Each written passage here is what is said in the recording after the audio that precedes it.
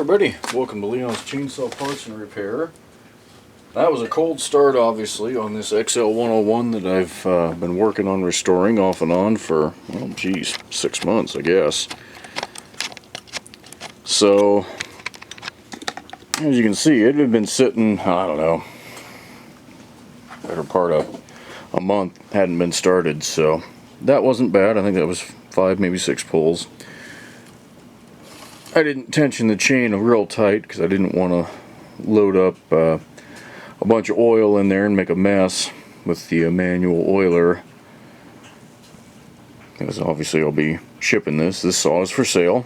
This is one that I've stripped and repainted. The exception to that is the vinyl on the handle.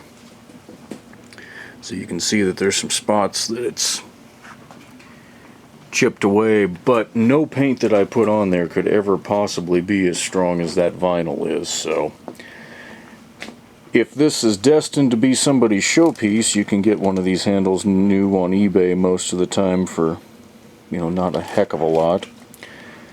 But again, this was completely stripped. That process was aluminum media blasting, aluminum oxide, and then a good self-etching primer, duplicolor paint, and a 2-part clear coat on top of that. That is fuel oil chemical resistant.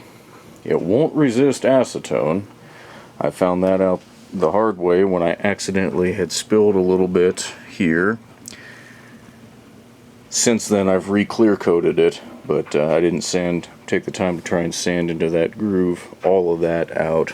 But that was while I was lining the fuel tank with red coat. These tanks had a notorious bad habit of leaking, and you can just see at the edge of the threads the red coat down in there. So these had a flaw from the factory back in the day where the bonded tank would leak. If the bar got pinched and you reefed on the throttle handle hard to pull it out, you'd break that bond. And I've had fuel sitting in this for a good month, and you can see there is not a drop down there, so that tank sealed up very nicely with the red coat. The clear coat is over the top of the decals. They are reproductions by Sugar Creek Supply.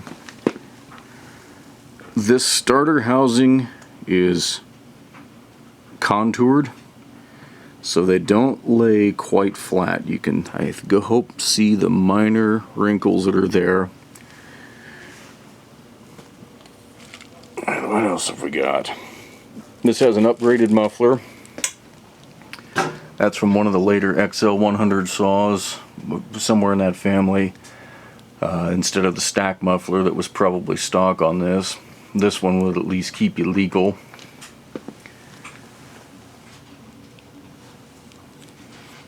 I've still got to get, I shouldn't even be shooting the video yet, I've got to get some plugs to plug these holes.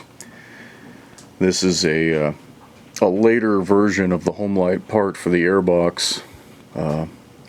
The oil tank on the original was also bonded and broken, so I had to replace this with a Homelite part, but it was for one of the later saws that had a decompression valve. So I'll get those plugged with some nylon plugs that are white. This side, the decals turned out really well. They blend well. In the right light you can see the edge of them here, but again they're clear coated over, so they're not going anywhere. This saw was run with a bow bar at one time, way before I got it, so I don't have the bow.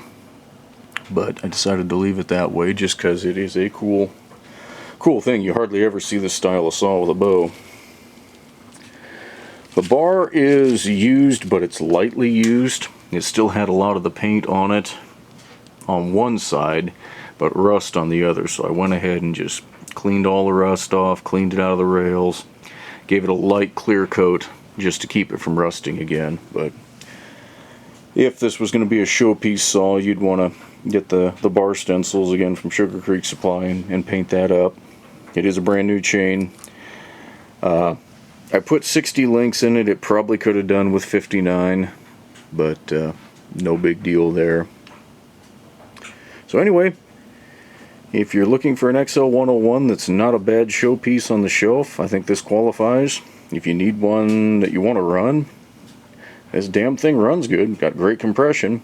So anyway, I'm going to get a few pictures of this, get those nylon plugs in there, and we'll get this sucker up for sale.